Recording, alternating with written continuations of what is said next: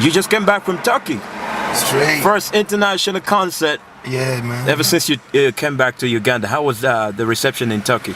Man, that was the greatest reception I've ever gotten. Like, it's not even about the money out in Turkey. It's like a whole entire team. Like, we got Team No Sleep Istanbul.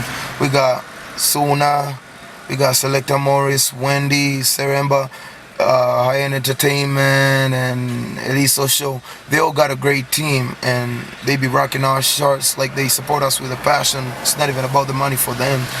I got at the airport, there was already like 50 people wearing Team No Sleep shirts.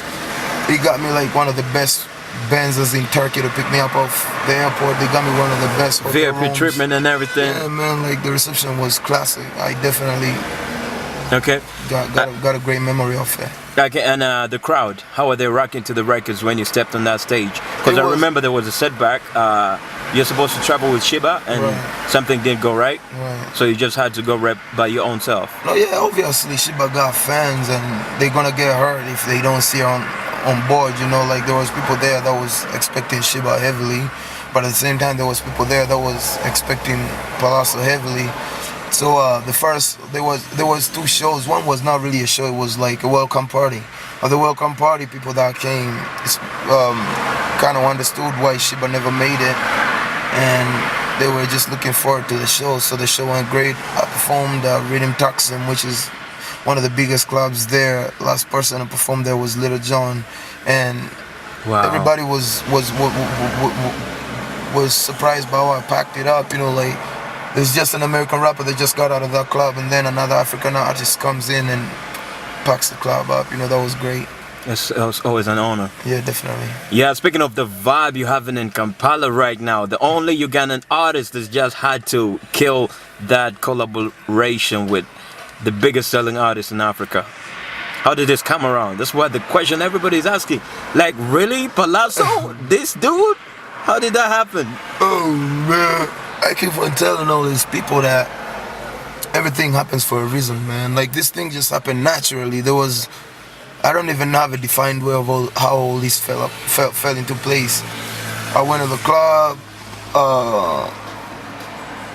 I performed, and the whole crowd went crazy, and the show organizer was in the building, and he begged me to put me on the whole lineup, and I told him I was down. You know, he booked me for the show. I helped him promote the show. We ran around doing all these things. But it was so surprising when I first met Davido. Like, he already was aware of me. He knew my songs. He knew about the controversial video that was said I beat up this dude, of me beating up a dude. Yeah. He knew my family. He knew my inner life more than I thought he did. You know, like, these people really care about our industry. Like, we need to appreciate it more and try to push it harder. But everything just happened, man. I met him. He's seen a real artist.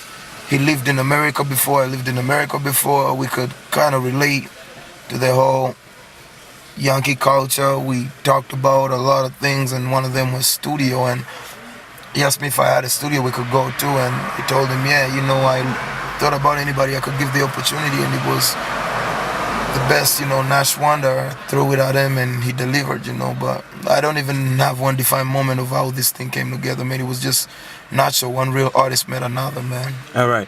And what do you see this doing for the Pallaso brand? For Pallaso, this is a classic, man. This is a dream come true. This is a thing that not everybody can just wake up and make happen, man. It's just my time. Like, it's just, everything's just falling in line for me right now. I think this is bigger than Pallaso, man. This is for the whole Ugandan music industry. Like, the whole Ugandan music industry has to really show love to Davido and every other Nigerian artist, man. Like, they just opened up the whole market for a son of Uganda, man. That is deep. I think he told me I got a flight to Nigeria for a week to promote the record. He thinks it's gonna break in Nigeria, and I think it's gonna break in East Africa. So, I mean, only time can tell, but I think this is a whole new beginning of another Pallaso, like in a whole much more professional industry than ours. But that's all we work for. Yeah, how's the energy like working in the studio with the guy? Honestly, when I first met Davido, just because of the hype that's going on in Uganda, everybody's like, oh, Davido this, Davido that. So I had my own judgment in my head, but I still wanted to discover really what's going on. And meeting the man. He is the realest artist I've ever met in my life. The energy was crazy. This man don't even write no lyrics. He just gets on the mic, feels the beat, and just starts dropping stuff. He asked me a few Luganda lyrics. I gave him a few Luganda lyrics, and he was going off with it like he speaks Luganda. Like, this man is not on the top by mistake. This man is a hard worker. He's talented. He's dedicated. He's got a clean soul. You know, the energy was crazy. The producer was doing crazy stuff. Davido was going in. I was going right back in, and all of a sudden the song was done before we could even know it was done. You know. Yeah, man. Wow. Did you ever anticipate this ever happening? Like when you were coming back to Uganda doing a track with an international artist?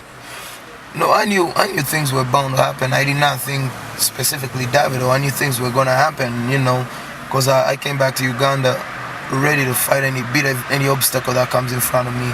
And this was just not even an obstacle. It's just an opportunity that I had to catch.